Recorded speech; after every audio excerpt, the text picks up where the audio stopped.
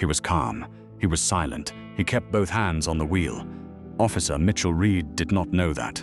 He saw a black man, a black SUV, and out-of-state plates. That was enough for him within minutes. Handcuffs clicked shut on a supervisory FBI agent carrying evidence that could end a criminal empire. Within 45 minutes, armored federal vehicles surrounded the little police station. The doors locked from the outside. Reed had no idea. He had just arrested the wrong man. The rain over Oakridge, Indiana did not just fall. It battered the road with a cold, relentless anger. It was November the 12th, 11:42 at night. Highway 41 was empty, a ribbon of black water under a black sky.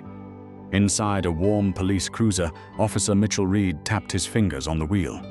Beside him sat young Officer Toby Jensen, only 6 months out of the academy. Watching the darkness with quiet unease, Oakridge was a tired factory town, its economy long gone, its secrets carefully guarded. Reed had patrolled these roads for 10 years. He believed he owned them. Through the sheets of rain, a black Chevy Tahoe rolled past, driving exactly at the speed limit.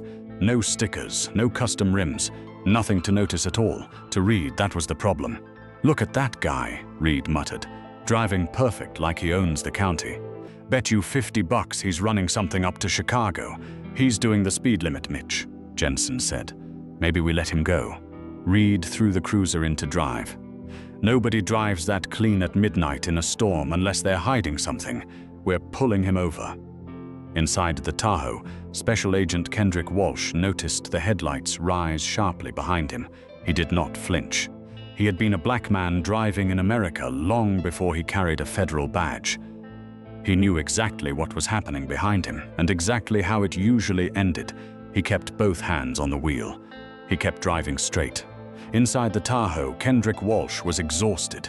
He had spent 14 hours in a windowless room in Indianapolis, buried in encrypted financial ledgers. Beside him sat a locked steel briefcase, holding documents that could dismantle a criminal empire worth millions. He was a 20-year bureau veteran, leading a task force called Operation Ironwood, hunting a money-laundering syndicate that stretched from Chicago through the Midwest.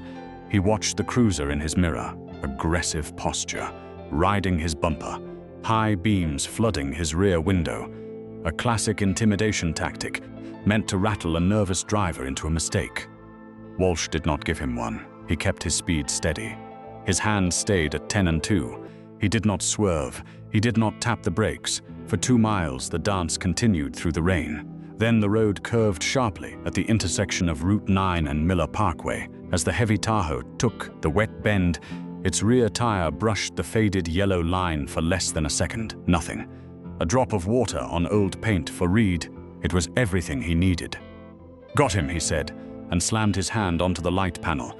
Red and blue fire lit up the storm. The siren tore through the night. Walsh let out a slow breath. He did not want this. He could not afford a delay, and he could not risk his cover being blown in a town his task force already suspected of hiding dirty officers. Carefully, he signaled, slowed, and pulled onto the muddy shoulder. Before the cruiser had even stopped, Walsh was already following the training of 20 years on the job. He shifted into park. He rolled down all 4 windows so the cabin was fully visible. He switched on the interior light. Then he placed both hands on top of the wheel, fingers laced together, in plain sight. Behind him, cruiser doors slammed shut. Boots crunched on wet gravel. Reed was walking, without knowing it, into the worst mistake of his career. A flashlight beam cut through the rain and into Walsh's eyes. Reed approached with a swagger that barely hid his tension, one hand resting on his holstered weapon. A few steps back, Jensen hovered near the rear of the Tahoe, soaked and clearly uneasy. "Do you know why I pulled you over tonight?" Reed demanded, his voice pitched loud and artificially deep. Walsh did not blink against the glare. His voice, when it came, was low and even. "I assume it's because my rear tire touched the yellow line on the curve, officer." The precision of the answer caught Reed off guard. Suspects usually stammered, pleaded, or got defensive. They did not analyze a traffic violation like a seasoned patrol cop. His ego flared instead of cooling. He leaned into the open window, the smell of stale coffee thick on his uniform. License, registration, and insurance. "Now, my license is in my wallet, in my right back pocket," Walsh said, narrating each movement before making it, a habit taught to off-duty officers to prevent tragic misunderstandings. "My registration and insurance are in the glove compartment. Which would you like first? Just get the license," Reed snapped, irritated by the calm. Walsh reached back slowly and drew a plain black wallet. He handed over his driver's license, but he did not reach for his federal shield. The documents beside him were classified, revealing his identity to a random local officer in the middle of an active undercover operation was a risk he was trained not to take unless there was no other choice. Reed shone his light on the plastic card. "Kendrick Walsh. Long way from Indianapolis. What brings you out here at midnight? Just passing through, on my way home.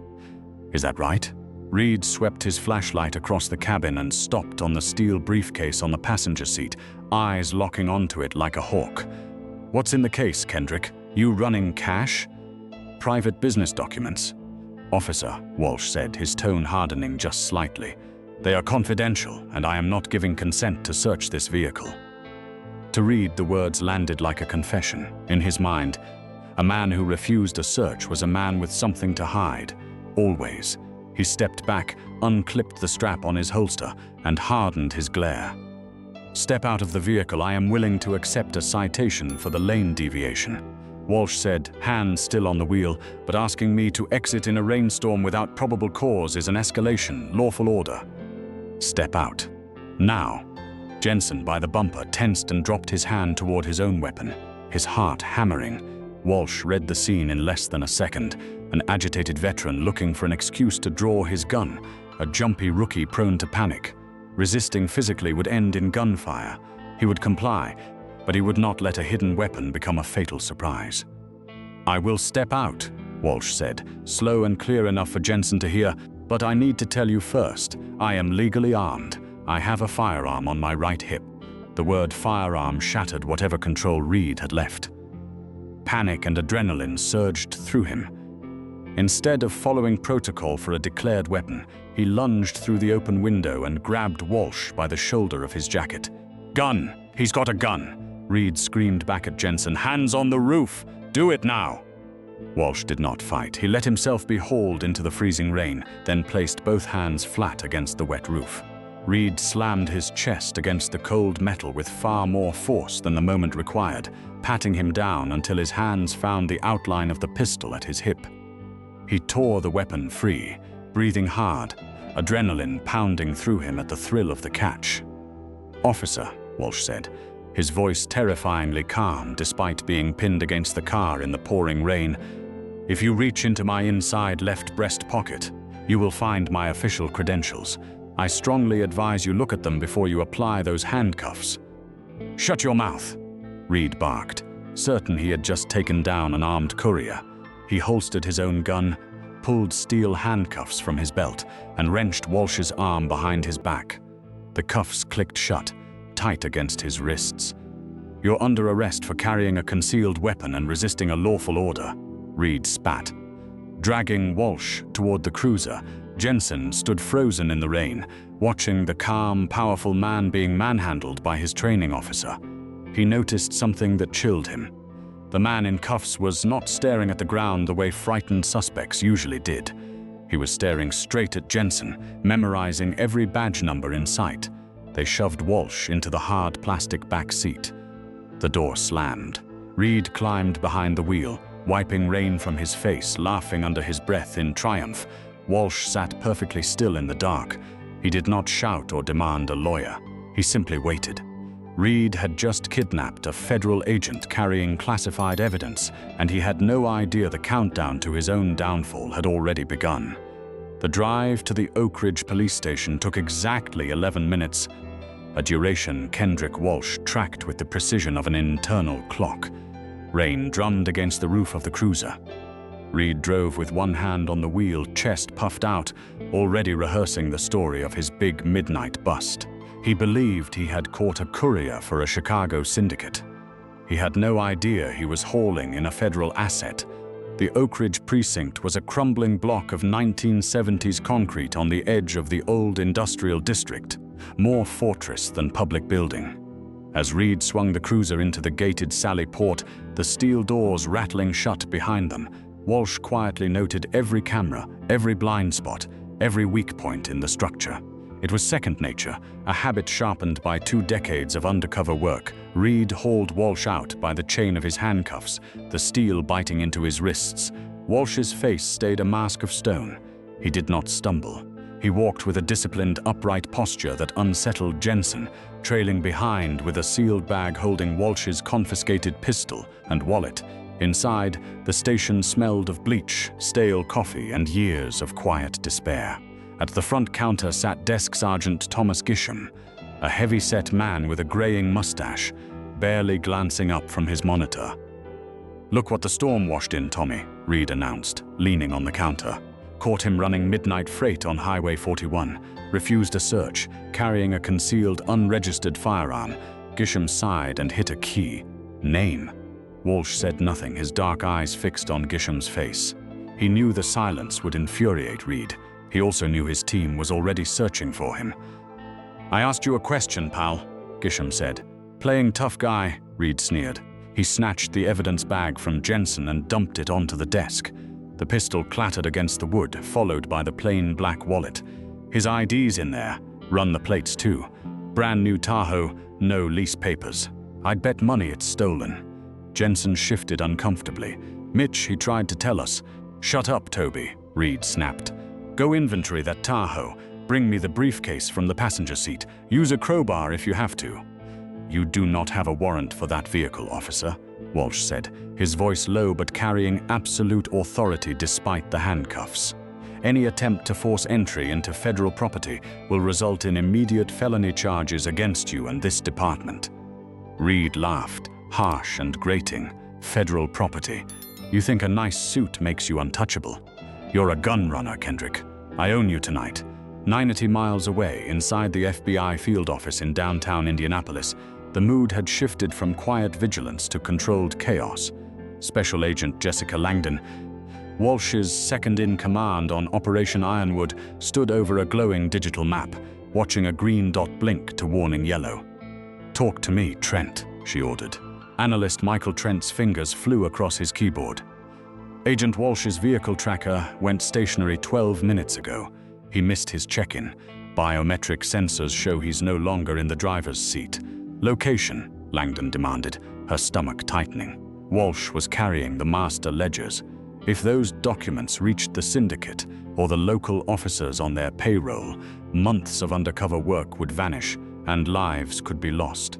"GPS puts the Tahoe inside the gated lot of the Oakridge Police Department," Trent said, pulling up a satellite feed. "Comms are dark, no duress word, no panic button." He was taken. Langdon's face hardened. Oakridge PD was one of the primary targets of their corruption probe. Walsh, held inside that building with classified evidence, was the worst possible outcome. He didn't stop for coffee. They grabbed him. She reached for the secure phone on the wall. "Trent, initiate rapid response. Scramble the hostage rescue team out of Chicago. I want every tactical agent within 50 miles moving on Oakridge. Eyes on that building in 10 minutes. Armored perimeter in 20. Nobody goes in. Nobody comes out." Back at the precinct, Gisham picked up Walsh's wallet and typed the name into the national database. Then, out of habit, his thick fingers searched the leather for hidden compartments, the kind suspects sometimes use to hide blades or drugs. He flipped open an inner flap. The fluorescent light caught the gleam of solid gold. Gisham's typing stopped. His breath caught in his throat as he stared at the heavy, unmistakable gold shield of a supervisory special agent of the Federal Bureau of Investigation, resting beside a laminated federal identification card bearing Kendrick Walsh's calm, unreadable face. The silence that followed was total. A cold bead of sweat slid down Gisham's spine. His eyes darted from the gold shield to the composed figure standing across the counter. Walsh was not looking at him with the desperation of a trapped man. He was watching him with the patient, calculating gaze of a predator observing a mouse walk into a trap. "Mitch," Gisham whispered, his voice shaking so badly it barely made it past his teeth. "Mitch, look at this." Reed, oblivious, was pouring himself a cup of stale coffee in the break room, his back to the desk. "Run him for outstanding warrants, Tommy. I bet he's got paper in Illinois. I'm taking him to interrogation room 2. See if he gives up his drop location before the detectives get here. Mitchell, shut up and get over here. Now. Gisham's voice cracked with panic. Reed spilled hot coffee across his knuckles, cursing as he slammed the mug down and stomped back to the desk. What's your problem, Gisham? You're acting like... Gisham said nothing. He simply slid the open wallet across the counter. Reed looked down, his eyes locked onto the gold shield. The letters FBI seemed to burn themselves into his vision. Below it, the federal card listed Kendrick Walsh's clearance and rank. The color drained from Reed's face, leaving him a sickening shade of gray. He had assaulted an on-duty federal agent. He had seized a federal firearm. He had kidnapped a task force commander. You, Reed stammered, staring at Walsh, the arrogant sneer gone, replaced by naked terror. Why didn't you say anything? I told you my credentials were in my left breast pocket before you slammed my face into my own vehicle. I also told you to look at them before you applied those handcuffs, Walsh said, his voice echoing in the dead quiet of the room. You chose to ignore me. You chose to escalate. Take the cuffs off him, Mitch. Do it now, Gisham hissed, already reaching for the phone to call the precinct captain. Before Reed could even move his shaking hands toward his belt, the reinforced door from the Sally Port burst open. Officer Toby Jensen stumbled in, gasping, soaked through, looking as though he had seen a ghost. Mitch, Jensen yelled, his voice cracking. The Tahoe. I tried to look at the briefcase through the window and the dashboard screen lit up red. It said, tamper alert. Federal asset compromised, initiating lockdown.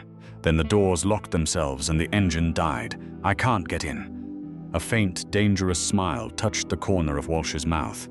That would be the biometric failsafe, he said calmly.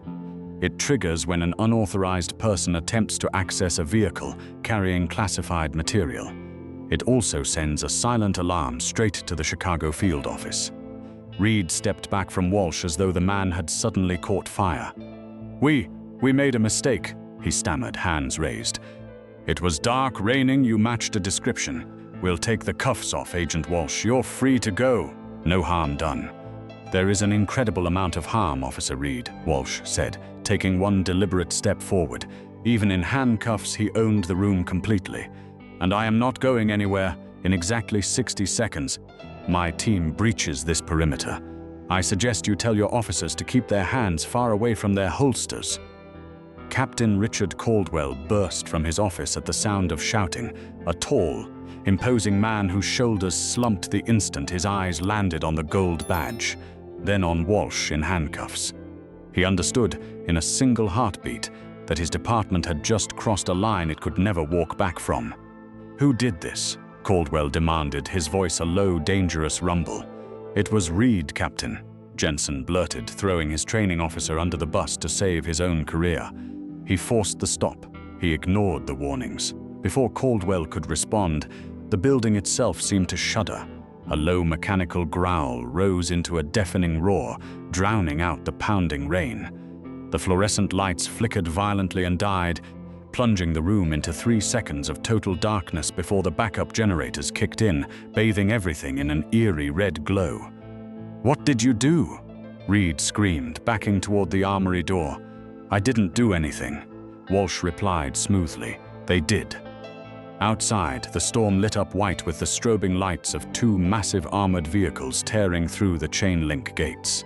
Dozens of federal tactical agents in black combat gear poured from unmarked vans that had silently sealed every street leading to the station. The heavy glass doors locked shut with a mechanical clack, the outdated security system hijacked and overridden. The local officers were no longer in control of their own building. A booming, amplified voice shattered the night. Oakridge Police Department. This is the Federal Bureau of Investigation. You are holding a federal agent against his will. Disarm yourselves. Step away from the prisoner. Hands on your heads. You have 30 seconds to comply. The predator had become the prey. The blood-red emergency lights bathed the booking area in a sinister, pulsing glow. In less than 60 seconds, the mood inside those concrete walls had shifted from arrogant authority to suffocating panic. Outside, The engines of the armored vehicles vibrated through the floorboards, a relentless reminder of the force parked just beyond the reinforced glass. "Captain, what do we do?" Gisham stammered, hands hovering uselessly over his keyboard, eyes darting toward the armory door. The thought of a shootout with the federal government was tantamount to suicide. Caldwell stood frozen, the color draining from his face as he stared at the gold shield on the desk, then at the calm, handcuffed figure of Kendrick Walsh. Caldwell had built his career on controlling his environment, on managing the town's darker secrets. Now that control was gone. "Nobody touches a weapon," Caldwell ordered, his voice tight. He turned to Mitchell Reed, who was nearly hyperventilating near the break room entrance. "Reed, hand off your belt, right now. If a single gun clears a holster in this building, they will kill every one of us." "Captain, I didn't know," Reed pleaded, his voice cracking into a high whine, the tough guy facade completely gone, leaving behind a terrified man. He didn't identify himself. He was acting suspicious. "Shut your mouth, Mitchell," Caldwell roared. "You arrogant fool. You've doomed this entire precinct." 20 seconds, the amplified voice boomed from outside, vibrating the water in the coffee pot. "Oakridge personnel, lie face down on the floor with your hands extended." Jensen did not need to be told twice. He dropped to his knees on the cold linoleum, laced his fingers behind his head, and pressed his face to the ground, shaking, praying he would not catch a stray bullet because of his training officer's ego. "Captain," Walsh said quietly. Despite the chaos, he remained the calmest man in the room. He did not raise his voice. He did not have to. "I suggest you open the Sally Port doors. My hostage rescue team will not wait for the countdown if they believe my life is in immediate danger, and they do." Caldwell swallowed hard, his throat working. He looked at Gisham and nodded sharply. "Hit the bay doors, Tommy, now." Gisham slammed his fist on the green button beneath the desk. A buzzer sounded, and the corrugated steel doors began rolling slowly upward.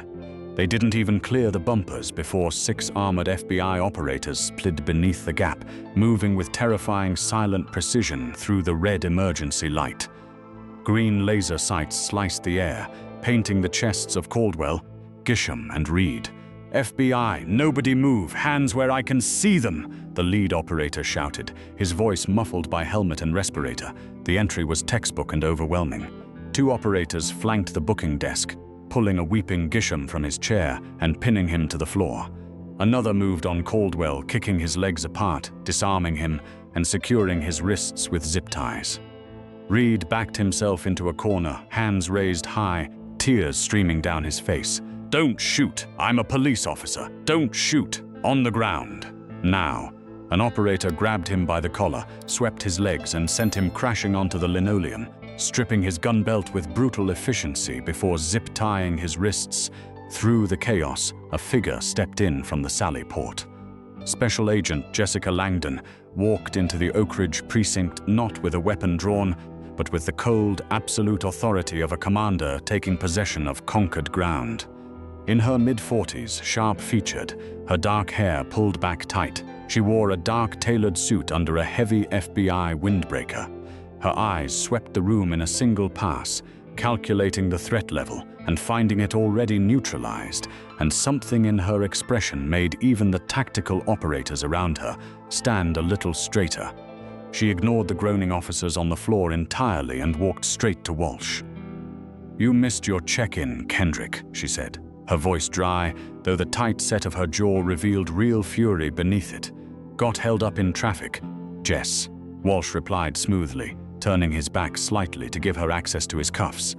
Langdon crouched beside Gisham, retrieved the small universal key from his belt, and returned to Walsh. The metallic click of the locks releasing sounded in the sudden quiet, almost like a gunshot. The steel bracelets fell away. Walsh brought his arms forward, rubbing the deep red marks on his wrists, rolling his shoulders to release the tension. He walked to the booking desk, picked up his confiscated pistol, checked the chamber, and slid it seamlessly back into his holster. He retrieved his wallet and pocketed the gold shield. The shift in the room was absolute. Kendrick Walsh was no longer a prisoner in a corrupt, isolated precinct. He was the commander of a federal occupation, He walked slowly to where Mitchell Reed lay face down, his cheek pressed to the dirty floor, and crouched to eye level with him. "I told you," Walsh said quietly, the words carrying the weight of a falling wall. "You should have looked at the credentials. All of this, everything happening around you right now, could have been avoided." Within 20 minutes of the breach, the station swarmed with FBI technicians in blue windbreakers, seizing control of the town's law enforcement infrastructure piece by piece. The dispatch center was disconnected, emergency calls rerouted to the state police 40 miles away. Hard drives were pulled from their towers. Filing cabinets were drilled open. In the center of the booking area, Caldwell sat zip-tied to a metal folding chair, his tall frame slumped, his once imposing presence reduced to nothing.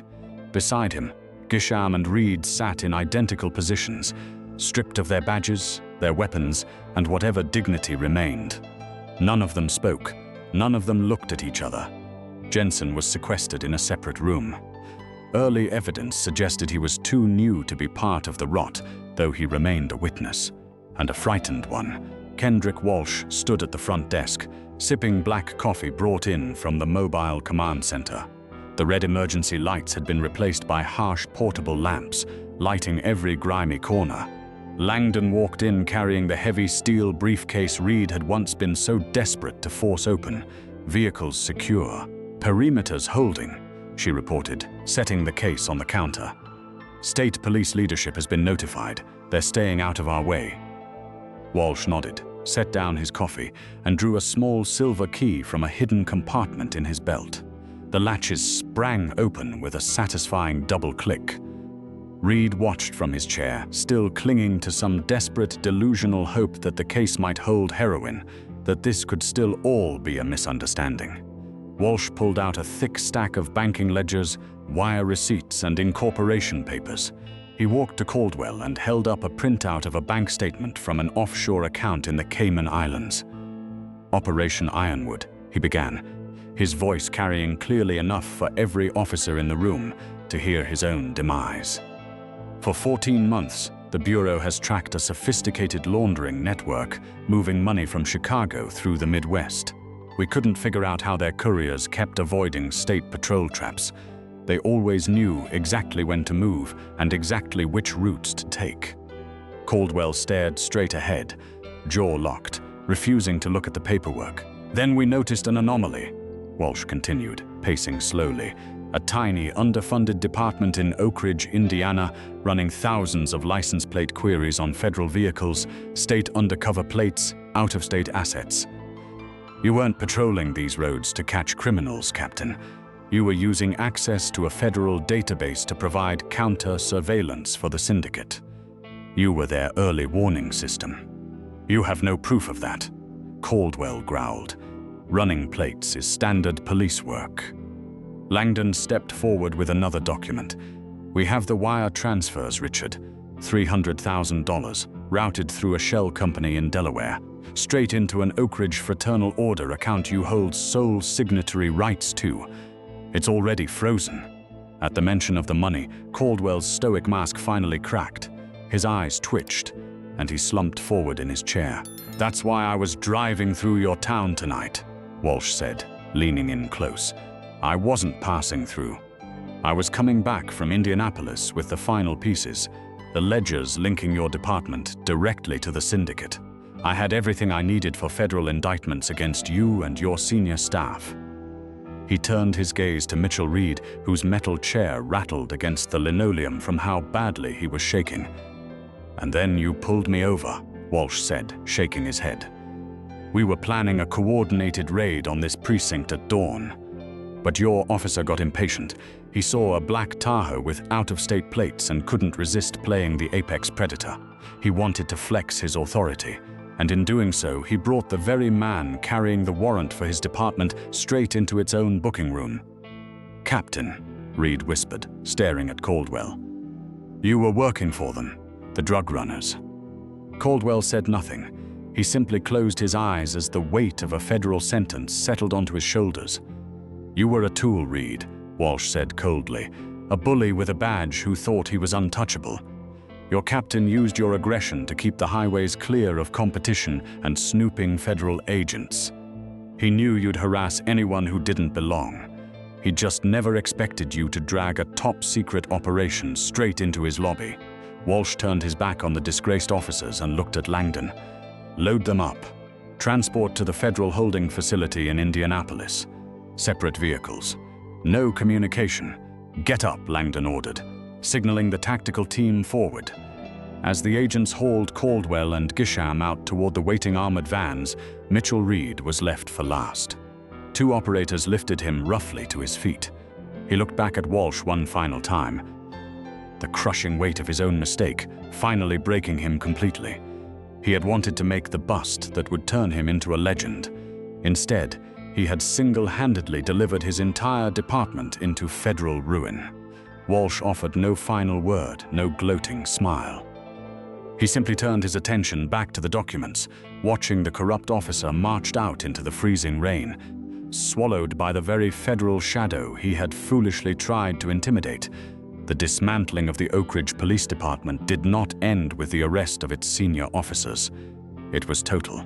By 3 in the morning, the station resembled a hostile takeover rather than a working police department. FBI technicians had mirrored every server, pulling a decade of dispatch logs, dashcam footage, and internal emails. Evidence teams tore into the drywall of Caldwell's office and found a hidden safe stuffed with burner phones and a second ledger written entirely in code. Langdon stood in the center of the chaos, directing federal personnel with the precision of a conductor. She handed a sealed bag containing Caldwell's coded ledger to a forensic accountant. Get this on a secure flight to DC immediately. I want the analysis division on these numbers before sunrise. If Caldwell was moving cartel money, this ledger is the map to their entire Midwest network. Walsh watched from the elevated desk, the adrenaline of the raid slowly burning off into cold exhaustion. He had spent his career hunting monsters in the shadows, but there was always a unique, sickening flavor of betrayal when the monster wore a badge and swore the same oath he did. He set down his coffee. One piece of business remained before he could leave this concrete cage. He walked down the dim, narrow hallway toward the interrogation wing. Inside, Toby Jensen sat alone, still in his damp uniform, minus his gun belt and radio, hunched over the scarred metal table, his head in his hands. He hadn't been cuffed, but the door had been locked from outside. For 3 hours he had sat with only his own thoughts and the sound of federal boots dismantling the only career he had ever wanted. The lock clicked. Jensen jumped, his eyes red and wide. Walsh stepped in, seeming to fill the small room entirely. He pulled out a folding chair and sat across from the young officer without a word. "Please," Jensen whispered, his voice cracking. "Agent Walsh, I didn't know about the money. I swear I've only been on the force 6 months." "I know you didn't know about the money, Toby," Walsh said. "We ran your financials the moment my team breached the building. Student debt, a maxed credit card, a 1-bedroom apartment over a bowling alley. You weren't on Caldwell's payroll." Jensen let out a ragged breath of relief, a tear slipping down his cheek. "Thank you. Reed told me to pull you over. He was my training officer. I had to follow him, and that right there is the problem," Walsh said, his voice dropping, freezing the relief in Jensen's chest instantly. "You weren't corrupt, Toby, but you were complicit. You sat in that cruiser and watched a veteran officer profile a driver on nothing but his own arrogance. You watched him escalate a routine stop into a physical assault. You watched him violate my rights. And what did you do? You stood by the bumper with your hand on your weapon, ready to back his play. I was scared," Jensen stammered. "He evaluates my probation. If I cross him, he ends my career." "Your career?" Walsh leaned forward. "What about the man you thought I was? What if I hadn't been a federal agent with a tactical team waiting in the wings? What if I was just a tired father trying to get home, and Mitchell Reed decided to play executioner on a rainy highway?